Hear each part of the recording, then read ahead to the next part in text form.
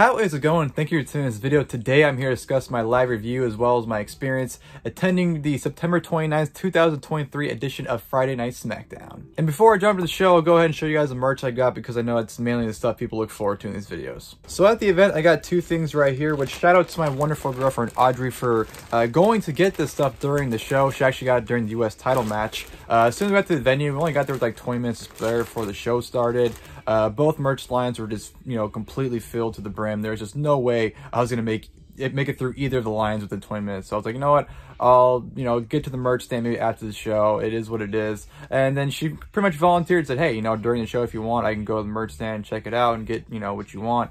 So I got two things at the show. One was the original item that I requested that I wanted. And the second item was actually kind of a gift that Audrey decided to throw in for herself. So I do appreciate that, babe. The main item that I did want at the show was, of course, this SmackDown Sacramento shirt. I think it looks absolutely great. I absolutely love the way it turns on the front here. It says, of course, they have the WWE logo, SmackDown Sacramento. And of course, they have a beautiful picture in the middle of downtown. You have the Capitol right in the middle of the bridge as well. I think this shirt looks absolutely great at the Kings logo right there. The date of the event, September 29th, 2023, SmackDown. So as soon as I saw this, I was like, okay, absolutely must get. And I'm glad I did because after the show, I saw that both merch stands had this shirt taken down. So I'm pretty sure this shirt sold out. So I was glad I was able to get it. In addition to that shirt, they also had another Sacramento shirt, which is a purple Sacramento 316 shirt, which I would have gotten, but 2 years ago at Raw, I got a Sacramento 316 shirt in black, so I just didn't feel the need to get that shirt again just in purple,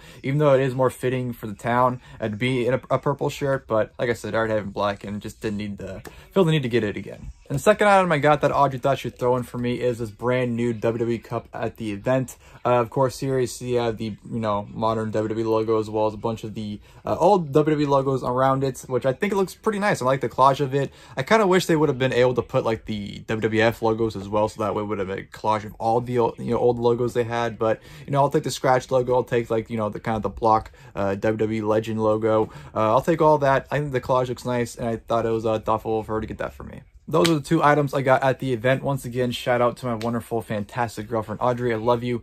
Thank you, babe. I appreciate it. So she got me those two things, or picked me up those two things during the show. But obviously, got to the event, like I said, about 20 minutes before the show started. During that time period, we got our food, went to our seats. And as we went to our seats, we walked in during the dark match, which happened to be Butch taking on Ashante Adonis. We heard them make their entrance while we were getting food, so I knew what the match was going to be. As we're walking down to it, we didn't miss much of it. We missed only probably like the first minute or two of the match, so I was able to catch the majority of it anyways. I thought it was a fine match, not much to it. The crowd was very, very hot and very behind Butch. Everyone loved Butch, and he was like in 2K mode. I don't know what it was. He was just spamming the same moves. He just hitting a chop, hitting Insecurity, hitting the 10 Battles of Baldrum at one point onto Ashante Adonis. BFAB got involved, but Butch was able to get back to take over in the match, and towards the end hit some Insecurities once again, and then hit the bitter end for the 1-2-3. Butch gets the victory over Ashante Adonis. It was a fine match. Like I said, the crowd was very, very behind Butch and was loving everything he was doing. It was just eating everything up he was doing. Like everything he did got a reaction, which I'm pretty sure why he kept spamming the same stuff. That just could be me overthinking it or just assuming things. But yeah, I thought it was a great hot way to start the crowd going into the TV portion of SmackDown. Then of course going to the main show, which hits off with some pyro, which I was excited for because WWE's hit and miss when they decided to use pyro on TV. So I was very happy that we got some pyro. And of course the show opened up with Jimmy Uso, Solo Sikoa, and Paul Heyman coming out, pretty much talking about how they took out John Cena. Paul Heyman talking about how he's not Boo, he's Paul Heyman, and then they try to play off that. For whatever reason, Cena was having traveling issues, so he was late to SmackDown, wasn't there yet. So great heat on all of them, by the way. The crowd was absolutely booing the shit out of the Bloodline, and I'll say this, and I'm not one to sit there and toot my own horn or anything. Sacramento is a pretty hot crowd. Most times when they're here, at least I've noticed almost the last like 10 years or so, maybe a little bit over that. Most of the time, like, the crowd's hot, and like it's loud on TV, but I'm telling you, in person. I know that anyone that's ever been to an event knows that, you know, TV never does justice to a live crowd. Really doesn't. But it was, a lot of stuff was deafening tonight, especially obviously at the end of the show, what happened. The place went absolutely insane. But yeah, I just want to say, man, the crowd was just very hot all night, and it was a very fun crowd to be a part of. But yeah, I was saying, heat on the Bloodline. Of course, Jimmy Uso took over, talking about how the Bloodline's in our city, and then that led to Karl Anderson literally coming out of fucking nowhere. I don't know if he was hiding under the ring, which I'm sure he was, how long he was underneath there for or what, but he literally just seemed like he instant transitioned in the ring to attack, you know, Solo Sikoa and Jimmy Uso, which, you know, would lead into a match between Jimmy Uso and Karl Anderson. The match itself was very short and, you know, very to the point, not much to it. It was like, what, 2 or 3 minutes long. I was glad to see Karl Anderson get some offense in. You know, I've always, for years, you know, obviously nowadays I'm not too much of a huge fan because he's just kind of the shit he's said and done over the years. I kind of just maybe not care for him as much. But I've always, you know, went in his first WWE run, you know, for years I was trying to advocate him for a singles run. I always thought he'd make a great mid-card champion. So I was kind of glad to see him get showcased in a singles capacity here. But the crowd didn't really care much. But Jimmy Uso got the victory over Karl Anderson, which was very much expected. Karl Anderson lost, and then of course afterwards when they left, Mishin came out and just slapped the shit out of Jimmy Uso, and everyone ate that up. Everyone loved it. Everyone thought that was hilarious, and she really bitch slapped the shit out of him, man. Huge print on his face, and I thought that was a great spot. And following that, we had the Grayson Waller effect with Bobby Lashley. To be perfectly honest, there wasn't much to it. Lashley came out and just said that, you know, the Street Profits weren't living up to what he expected, and that he wanted them to pretty much be gone, give him his stuff back, and he's going to move on, you know, from them, and that they pretty much need to show him that the real deal. That leads to them coming out, you know, kind of starts a little argument, blah, blah, blah, blah, blah. And that was pretty much the Grayson Waller effect, because Austin Theory comes out. He has a match next, and yeah, that was the segment. Like I said, really wasn't much to it. It's kind of disappointing. I mean, I really didn't have much expectations for it anyways, because, you know, Grayson Waller I don't really care for, and I don't really care for the segments. I will say, though, I didn't hear it live because everyone was booing so loud, but I will say his Light the Beam reference when, you know, the Street Profits and Bobby Lashley were kind of going out, and he's like, all right, put the show back on the road, Light the Beam.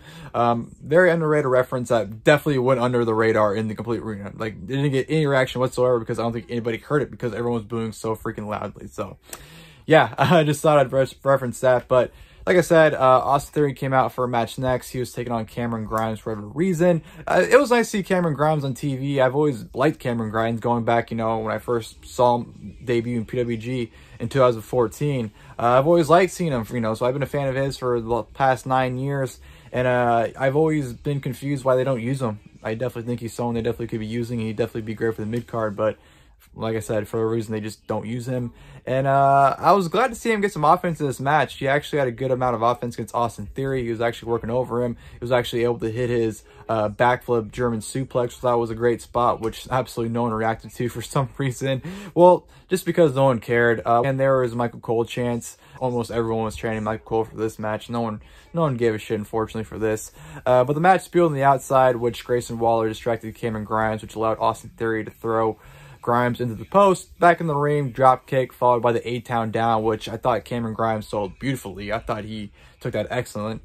Theory hits, pins him, I should say. 1, 2, 3, and gets the win. So, yeah, it wasn't much of a match either. It was only a couple minutes. You know, like I said, Cameron Grimes took, you know, a good amount of offense until, you know, the distraction by Grayson Waller. Then, you know, Theory just kind of pinned him immediately. So, yeah, it wasn't much to it. Backstage, we were shown Jimmy Uso beating up Ashante Adonis for absolutely no reason, just beating the shit out of him because he was pissed off that he got bitch slapped.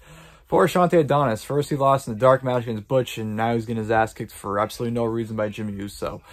Not a good night, but everyone thought it was funny. Everyone was laughing, cracking up, watching him get his ass kicked. So, yeah, poor Ashante. Preceding that, we had the match of the night, which was the United States Championship. Rey Mysterio defending against Santos Escobar. This match was fucking awesome. The crowd was loving every second of it. The crowd was very, very, very firmly behind Rey. He was massively over. Everyone was just losing their minds for Rey. And I thought him and Santos had excellent chemistry. Great back and forth match with a lot of, you know, great tributes to Eddie. You know, both men able to hit the 3 amigos. And then, you know, Santos late in the match hitting the glory bomb on Rey, I thought was fantastic. So I thought both men paid great tributes to Eddie and just, you know, Great chemistry, like I said, overall. I thought their transitions and everything were great. You know, with Rey hitting a head scissors off the post, off the top rope on Santos, which I thought was great. Santos hit a hurricanrana off the top rope. Just a lot of madness. You know, Santos hitting a beautiful suicide dive on the outside of the Rey, and then hitting a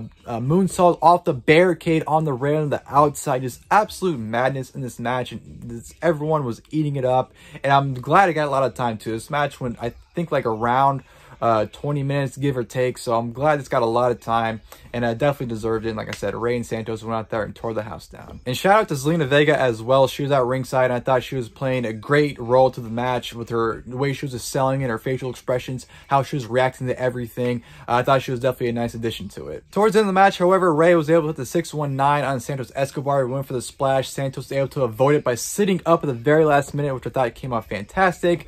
Santos was trying to hit the Phantom Driver on Rey, but Rey was able to roll him up into an inside cradle for the 1, 2, 3. Rey Mysterio retains the United States Championship against Santos Escobar. Like I said, this was a fantastic match. The crowd was just eating up alive the entire time.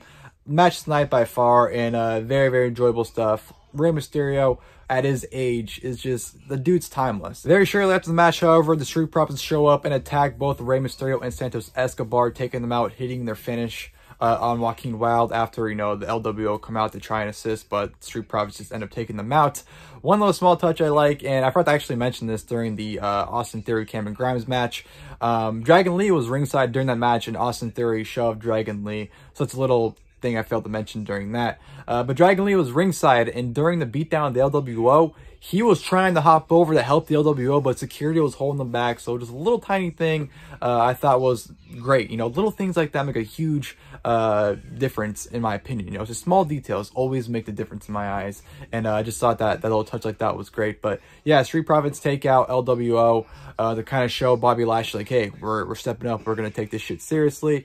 And then, of course, obviously set up a six-man tag that was set for Fastlane, you know, backstage later on in the show. Rey, I might as well talk about it now because I believe it happened a few segments later on in the show. But Rey challenged Street Profits and Bobby Lashley to a six-man tag at Fastlane, which is going to happen. So that match should be a lot of fun. Looking forward to that. But yeah, I definitely thought it was a fantastic match, and I'm glad Street Profits were able to show, you know, a meaner side of them. After all that, we got Jade Cargill's signing being announced, and I thought she had a pretty good reaction. The crowd, you know, most of the crowd reacted to it. I'm not saying she had a humongous pop or anything, but she definitely got a reaction to it when they're showing the, you know, the images of the articles of her signing and whatnot. So Jade Cargill, excited to see where she lands up in WWE, whether it's, you know, Raw, SmackDown, NXT, wherever she may be. Sooner or later, she's going to be a huge star, so very excited to see where she goes. And preceding that, we had the great video package of hashtag Elton Strong, Elton Prince, of course, training for his comeback. Listen, I used to not give a flying hell about Pretty Deadly, you know, when they're in NXT UK, but they've won me over big time since they've been at NXT, and, you know, since they moved to SmackDown. I loved Pretty Deadly, and I thought this video package was fantastic. I thought, you know, Elton was great. Even Kit Wilson, you know, played great in the video package as well. So I thought it was great. I was very entertained by it, and I definitely can't wait to see them back in the ring. And next, we had Charlotte Flair taking on Bayley. You know, before the match started, Charlotte got in the mic and pretty much said, what happened to Bayley? What happened to the Four Horsemen Bayley? The Bayley that, you know, was pushing me to my limits and whatnot. Just pretty much questioned what happened to her, which Charlotte pretty much says, yeah, okay, whatever then. But I'll say this, once I beat you, I plan on challenging Io Sky for the WWE Women's Championship at Fastlane. So they got a nice reaction, and then they went to the match. And the match itself is, you know, it's fine, not much to it. Charlotte and Bayley never really go out there and have a bad match. You know, they might have average matches, which is pretty much this match was. And they've had a lot of great matches as well,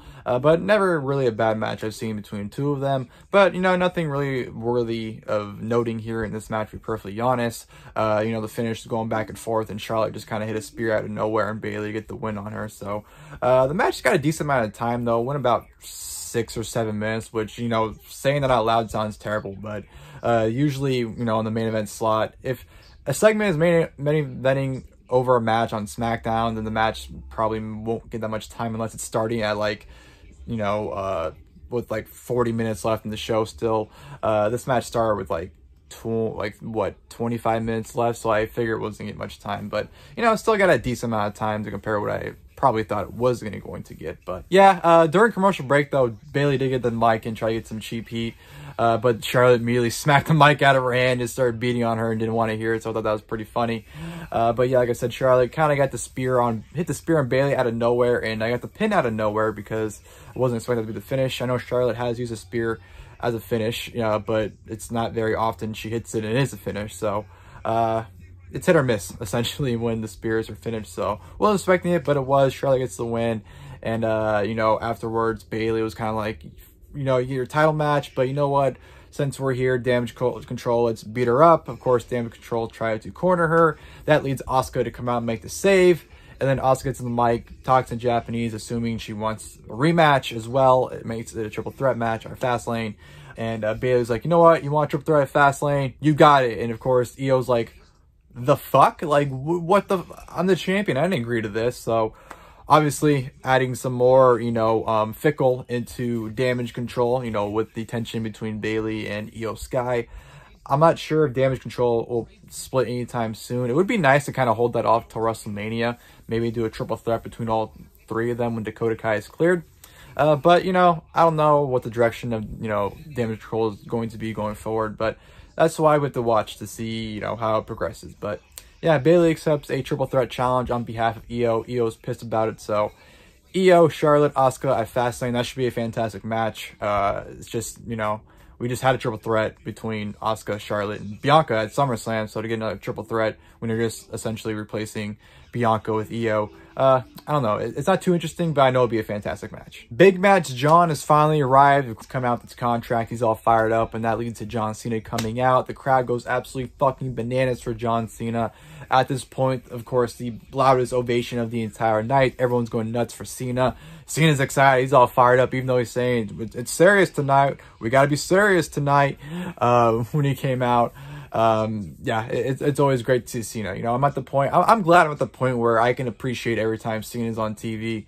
Obviously for years we took him for granted, and now I'm just thankful we get him when we do. So Cena comes out, essentially says he signed the contract, he's going to honor it either way because, he never gives up. So at Fastlane, he doesn't care if it's a 2-on-1 handicap match or a tag match if someone wants to step up, he's going to face the Bloodline no matter what. And that, of course, that leads Jimmy Uso and Solo Sikoa to come out to confront Cena. Cena immediately hits Jimmy Uso out. Solo tries to run at Cena to take him out, but Cena ducks him and lifts him up for the AA, but of course, before Cena can hit it, Jimmy Uso hits him with a super kick. They beat on Cena and decide, you know what? Let's put his ass through the announce table. They put him on the announce table, and then Jimmy Uso is going to climb up, but Solo goes, you know what? I got this. I'm from Sacktown, which, hey, hometown boy Solo is, so shout out to him. He's like, I'm going to put this motherfucker through the table. So Solo's climbing the top rope. He's going to go from the top rope to the outside to put Cena through the announce table. But of course, as he's climbing, all of a sudden, what do you hear? What do you hear? Oh, yeah, LA Knight. Yeah, his music hits. The place goes absolutely fucking wild. I honestly think his pop outdid Cena's. Like, this is Austin-like pop almost. Like, everyone, not one person sat down for this man. Everyone reacted to him. Even watching it back, the pop was humongous, but I will say this, it was 10 times louder still live. Everyone fucking went nuts for LA Knight. So he comes out, takes out Jimmy Uso and Solo Sikoa, hits a neck breaker on Jimmy Uso, or was a Solo, it doesn't matter, and then ends up hitting the elbow drop on the other one, of course hitting the LA Knight, yeah, and hits the elbow drop, taking both men out, ends up grabbing the contract, signs it, and will be John Cena's partner at Fastlane. So it's going to be Cena, LA Knight versus Jimmy Uso and Solo Sikoa at Fastlane. That should be a good one. And I thought this was a fantastic way to close the show. And now I know this was originally supposed to go down last week, but LA Knight, tested for COVID and had to be removed. And I'm really glad it got moved to this week because obviously LA Knight would have got a huge ovation, last week. But selfishly, I'm glad we gave him that huge ovation, and I'm glad we gave him that moment, to be perfectly honest. So, yeah, that was the closing moments of SmackDown. Overall, in terms of the show itself, from start to finish, the TV portion, I thought it was a very fun show. I thought it flew by, to be perfectly honest. Like, before I knew it, it was like almost main event segment time. Like, the show completely flew by. Ray versus Santos definitely was worth everything. I'm glad he got the amount of time he got as well. I know the rest of the matches in the show, there's only 3 other matches, including that one, you know, Charlotte and Bayley, Jimmy Uso, Karl Anderson, and then Cameron Grimes, Austin Theory. I know all those other matches are pretty short in time anyway, so all the other stuff didn't get much time, but I thought overall it was a fun, solid show. Now, once SmackDown was off the air, John Cena was still in the ring, and of course he grabbed the mic and he sat there and said, you know what? I'm glad I get to wrestle at Fastlane, and I know SmackDown's over, but you know what? We're on the West Coast tonight. It's still early because, you know, it's only 7 o'clock at this point. He goes, and I'd really like to wrestle still tonight.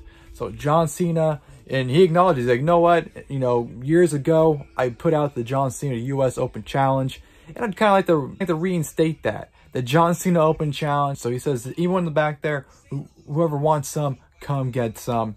And who is it? None other than Dirty Dominik Mysterio. And I immediately just laughed and popped because I love it. I love it. I love Dirty Dom. And I was like, just the interaction I needed, Dirty Dom and Cena. And when I tell you, I couldn't hear a fucking word Dirty Dom said on the mic because he was getting booed so fucking loud. I'm not over-exaggerating. Even Audrey couldn't make out anything he was saying because he was being booed so fucking loud. So if you want to, you know, think that they turn off the mics or something, or they put in fake, you know, pipe in fake boos for Dirty Dom, let me tell you, those boos are fucking real. But yeah, he was being booed out of his fucking mind. The only thing I caught that he said was that he was going to accept the challenge, but he wasn't going to put his NXT North American title line because at that time, I know he just lost it at No Mercy to Trick Williams. At the time, he was still the NXT North American champion. So he said he wasn't putting the title line, but he would still face Cena. So yeah, John Cena taking on Dirty Dom. The match itself was kind of like a mid-2000s John Cena like versus mid-card guy match, where, you know, early on the mid-card guy is kind of working around Cena, trying to get heel heat, and then eventually hits a move on Cena where he just works over Cena the entire time. And then, you know, Cena gets the offense at the end and wins. So that's essentially what this match was. Honestly, I thought it was going to be just a straight squash, but this match actually went on a good little while. It was like 7 or 8 minutes. So I was kind of surprised, you know, how long the match went. I thought it'd honestly be like maybe a 2 or 3 minute squash, max. So I was pleasantly surprised. But like I said, you know, Dirty Dom just worked over Cena majority of it, having a headlock for a good portion of the match. Big match, John. God bless his soul. Obviously, he's known for calling spots, but even from where I was seeing, I can literally see his mouth opening, and I can literally hear him calling the spots with Dirty Dom. So I was like, ah, Cena, I love you, man, and I'll give you a pass because you don't work that often even more. But it's like, come on, man, you gotta not do that. But obviously, towards the end, Cena was able to hit the Final Shuffle and then putting in AA on Dirty Dom to get the 1-2-3 victory over him. So John Cena defeats Dirty Dom. It was a fun little match for what it was. Wasn't much to it, but, you know, I was just glad to see John Cena. I mean, I was just happy to see Cena at the show, but to see him wrestle, even if it was a match like that, that makes me happy. So I was very glad to see Cena wrestle in the dark match and won the dark matches. And yeah, I was thrilled. But then preceding that, we go into our main event of the evening, which was for the World Heavyweight Championship. Seth Freakin Rollins coming out and defending his title against the Intercontinental Champion, the Ring General, Gunther. Yes, Seth Rollins versus Gunther, a match that I personally want to see happen at WrestleMania 40. I want to see Seth Rollins defend the World Championship against Gunther at WrestleMania 40 next year. When I heard this was going to be the dark match for the show, I was like, no way. Like, my literal, like, one of my dream matches right now in WWE to happen, Seth Rollins and Gunther anyways, is going to happen. You know, it's a dark match, so I'm not going to expect anything amazing out of it, but I'm just glad to be able to see that match happening live. So Seth Rollins obviously gets a huge ovation. Everyone's going crazy for Rollins, singing his theme. Gunther comes out second, and we get to the match, and I'm thrilled. And the match itself, it was a good match. You know, it wasn't a blow-away match or anything like that. The match wasn't very long. It was only about 7 or 8 minutes. Honestly, it was about the same amount of time as a Cena Dom match. So it wasn't that long, but I thought the interaction that both Rollins and Gunther had was nice. Very earlier on, you know, Rollins was messing with Gunther. You know, every time they go to lock up, Rollins would like duck and go to the corner, like, you know, do his ear thing to like do, you know, for the crowd to sing his theme. So he was, you know, kind of messing with Gunther very early on, but then eventually Gunther hit a huge chop on Rollins, and then you know, there's a lot of great transitions and counters, and you know, both men just kind of hitting their signature stuff. Rollins at one point the pedigree on Gunther, which Gunther kicked out of. Great stuff, great back and forth. Gunther actually hit a powerbomb on Rollins, but Rollins kicked out of it. Just a very great back and forth, huge clothesline by Gunther as well. Just, you know, for the time it got, you know, and for the stuff they were doing, because like I said, you know, with Rollins messing around for the first, you know, few minutes of the match, they really didn't really wrestle for maybe only about 4 or 5 minutes of the match itself. So very, very short time actually spent in the ring. But towards the end, Rollins was getting the upper hand on Gunther, ends up hitting a stomp on Gunther, where Gunther was essentially standing up. Like, Gunther, all he essentially did was like put his head down, and somehow Rollins was able to get his foot over Gunther's head, and Gunther just fucking went straight down, almost selling it, you know, like RVD was selling it back in 2014 against Rollins. So great sell by Gunther, but of course Rollins goes to the pin. 1, 2, Ludwig Kaiser and Giovanni Vinci hit the ring, causing the disqualification for Gunther. So Seth Rollins retains over Gunther over to DQ, which I kind of expect something like that, because Gunther hasn't been pinned to the main roster yet, so obviously it wasn't going to be pinned by Rollins here, so I kind of figured a DQ or maybe like a count out was like the only way to get through this match. So I was expecting something like that, but Rollins is able to fight off Kaiser and Vinci. A table is actually introduced. Well, Kaiser and Vinci introduced a table. They're going to do their finish through the table, but Rollins fought them off. Rollins ended up powerbombing, I think it was Vinci, through the table, and then, you know, got the mic afterwards and pretty much, you know, said that when his ass worked SmackDown, when, you know, people like Cena, LA Knight, Charlotte Flair, Roman wait.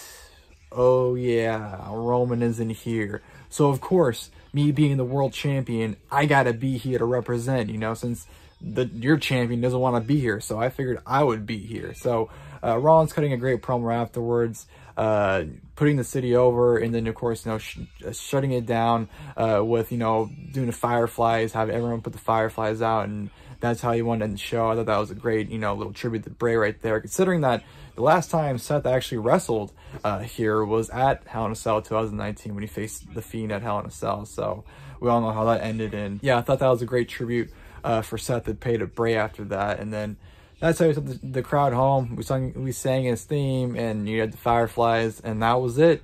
And that was the show for SmackDown. And then afterwards, we just left, and that was the show. And overall, I gotta say, this was a lot of fun. This was a great SmackDown taping, in my opinion. I had a lot of fun with this show.